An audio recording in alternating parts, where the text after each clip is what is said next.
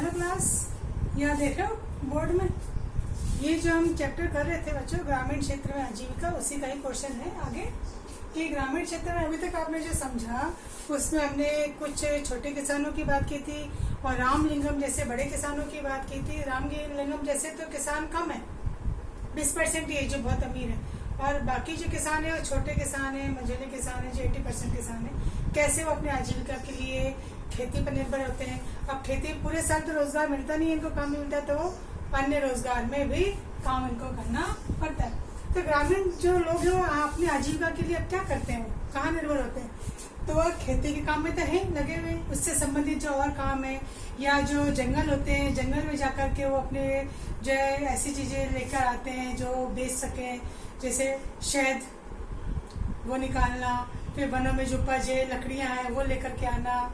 इसके अलावा वहाँ पर जो अलग अलग परिस्थिति के हिसाब से, अलग अलग एरिया के हिसाब से, जैसे महुआ के पत्ते हैं उसको महुआ को बीनना, तेंदू पत्ता होता है उससे भी कुछ चीज बनती है वो तोड़ के लेके आना।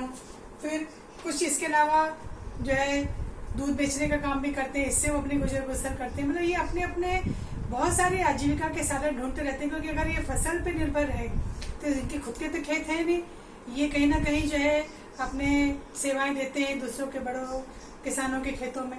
तो जब काम है तब तो इनके पास रोजगार है, बाकी समय क्या है बेरोजगार है। तो इसके लिए वो अपने पूरे परिवार को पालने के लिए अन्य जो साधन है वो ढूंढते रहते हैं। और समुद्र तटीय जो क्षेत्र है वहाँ पर अधिकांश लोग किसमें लगे होते हैं, मछली पकड़ने, क्योंकि समुद्र तट के किनारे वो वहाँ पर अपने अपने अगर नाव है तो नाव के जरिए या नहीं तो उधार की नाव लेकर के और वो अपना कार्य करते हैं। तो यहाँ पर एक जो हमने गांव पढ़ा था कलपट्टू, जिसमें रामलिंगम और उनके परिवार का और छोटे किसानों का सबका हमने जिक्र किया था। अब हम कलपट्टू के पास में ही गांव है, उसका नाम है पुदुपेट, उसके बारे में जिक्र करेंगे। ये समुद्र तटीय क्षेत्र है और यहाँ पे एक पति पत्नी है अरुणा, ठीक है, और पारीवेलन, उनके बारे में बात करेंगे। ये मछली पकड़ने का काम करते हैं, ठीक है। तो ये अपने साथियों के साथ में जाकर इनके पास करते हैं मछली। आपने देखा होगा कभी, किसी फिल्म में देखा होगा, कहीं देखा होगा, बड़े बड़े जाल होते हैं इनके मछली पकड़ने के। तो वो जाल लेकर के, और एक प्रकार की इनके पास एक नाव होती है, उस नाव में, क्योंकि इनको बहुत समुद्र में गहराई तक भी जाना पड़ता है मछली पकड़ने के, वो किनारे पे नहीं मिलती है तो बहुत गहराई तक जाते हैं। तो वहां पे कई समस्या भी आती है, जैसे कोई तूफान आता है तो उन दिनों वो नहीं जा सकते। तो जिन दिनों बारिश का मौसम होता है, तेज बारिश का, ठीक है, आजकल तो सुनामी का भी अपन सुनते हैं, तो इसका अगर रहता है अंदेशा तो ये किनारे पे नहीं जा सकते क्योंकि ऊंची ऊंची लहरें उठती है। कभी कभी मछलियों का प्रजनन का समय होता है, उस समय वो वहां पर नहीं जाते हैं समुद्र में। तो इन समय में भी क्या हो जाते हैं, एक तरह से बेरोजगार हो जाते हैं। तो एक तो इनके पास खूब बड़े बड़े जाल होते हैं, इसके अलावा एक इनके पास मछली की एक छोटी सी नाव भी होती है जिसको कैटामरीन कहते हैं। तो जरूरी नहीं कि सबके पास हो, जिनके पास ये होती है उनसे किराए पर भी लेके जाते हैं या उनको साथ में लेकर के जाते हैं, तो मछली वो वहां पर पकड़ते हैं।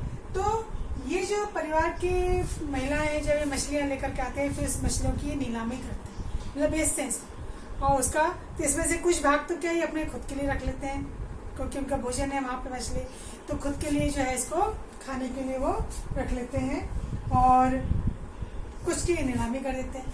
मतलब नीलामी से मतलब ये जो पैसा आता है इनका मछली का, तो वो जो मछली इन्होंने बेची उसका पैसा भी इनका खुद सारा नहीं आता है इनके पास, ये पैसा भी इनको बांटना पड़ता है। किस किस को बांटना पड़ता है, अब पैसा आया तो इसके बाद 3-4 हिस्से करते हैं।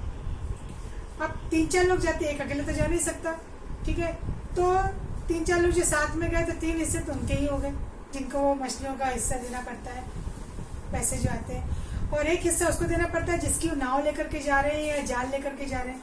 अब चूंकि ये अरुणा और पारीवेलन जो है जिनके पास खुद का जाल है, खुद की नौका है, तो इनका ये हिस्सा जो है वो बच जाता है, किसी को देना नहीं पड़ता, ये अपने पास ही रख लेते हैं। नहीं तो अगर ये हिस्सा भी देना पड़े तो इनके पास तो कुछ बचत होगी नहीं, तो ये परेशानियां भी यहाँ पर इनको झेलनी पड़ती। तो ये जो है जाल और नाव, तो अब इन्होंने क्या है कि अपने नाव में इंजन भी लगा लिया है, तो इससे क्या वो तेजी से जो है पहुंचती, नहीं तो उसमें क्या परेशानी होती थी पुराने नावों में। तब इनसे क्या है थोड़ा सा सुविधा हो गई है, अभी गहरे समुद्र में भी जाकर के और काम कर सकते हैं।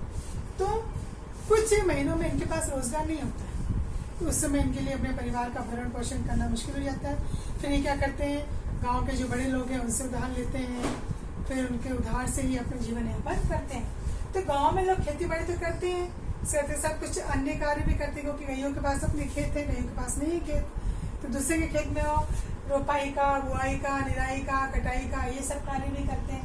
तो जब ये कार्य होता है तब तो व्यस्त होते हैं और बाकी समय में खाली हो जाते हैं। तो फिर क्या दूसरे काम धंधे ढूंढते हैं ताकि इनको नियमित आय जो है बनी रहे। तो ये जो किसान अपने कई फसल पैदा करते हैं, तो एक तो खुद की जरूरत पूरी करनी है और एक इसका ये फसल का व्यापार भी करते हैं, बाजार में बेच भी देते हैं, ताकि उससे जो पैसा आए तो उसका वो अपना जीवन यापन में कर ले।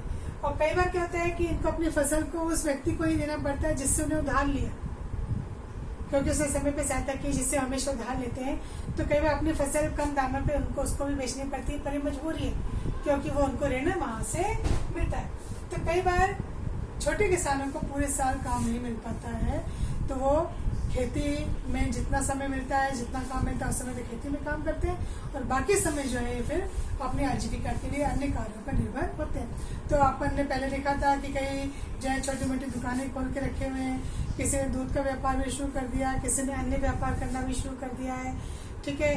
कुछ ने परचूनी का सामान खोल लिया है, किसी ने कोई चाय की दुकान खोल ली, ताकि ये अपने जो है जीवन यापन के लिए कुछ कार्य कर सके। तो ये यहाँ की अपने ग्रामीण क्षेत्र की अपन ने आजीविका के साधन देखे, ठीक है। तो ये पूरा अपना यहाँ पर हो गया। यहाँ पे अपन ने एक नया जीवन देखा किसका, जो समुद्र में मछलियां पकड़ते अरुणा और उनके पति की कहानी, किस तरह से मछली का वो कैसे व्यापार करते हैं और कैसे उससे अपना जीवन यापन